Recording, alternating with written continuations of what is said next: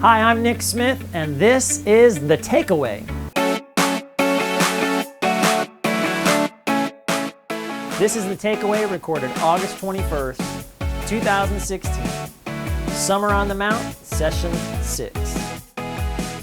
If you could meet anyone, who would it be? A famous celebrity, a sports icon, Peyton Manning, Denzel Washington?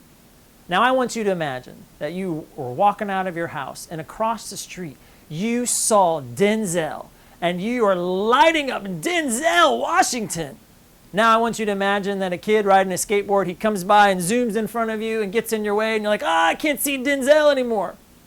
Now imagine someone with a big bouquet of balloons is walking by and they block your view. Denzel, where are you? And then a big rig drives right in front of you and you can't see Denzel anymore. It goes by and Denzel's gone. Look, I believe that we can all wake up in the morning and see God at work in our lives. But for a lot of us, it's all those distractions that come by that get in the way of seeing God. This week we're talking about Matthew chapter 5, verse 8, which says, "Blessed are the pure in heart, for they will see God." So what does it mean to be pure? It means to be spotless or stain-free or unmixed. Just ask yourself really quick, if you had the option, tap water or purified water, you're going to choose purified water.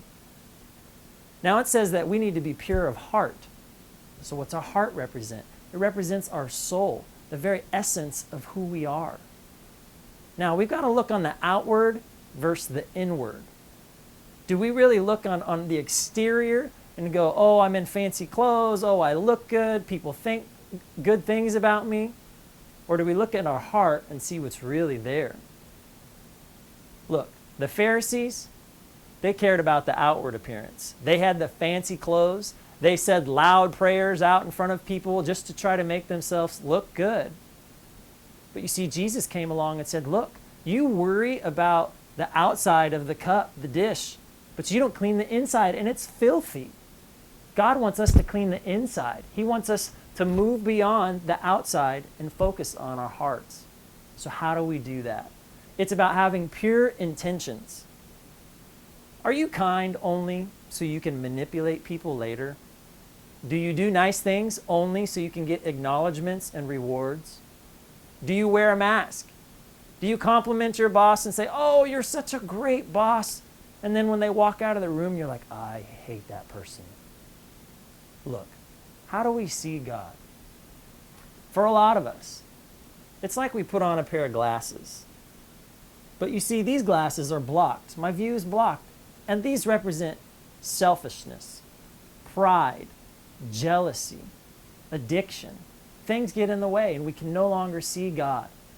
Perhaps I can see out of my peripheral vision a little bit of who God is, but it's not until I really start stripping off those things that I can see who God is. And when I see who God is, I fall in love with Him more and more. Look, none of us are perfect. But you see, purity isn't about perfection. It's about being intentional. We are all going to stumble. We're all going to fall. When you fall down, you stand back up, you dust yourself off, and you keep heading towards the Lord. So examine your intentions.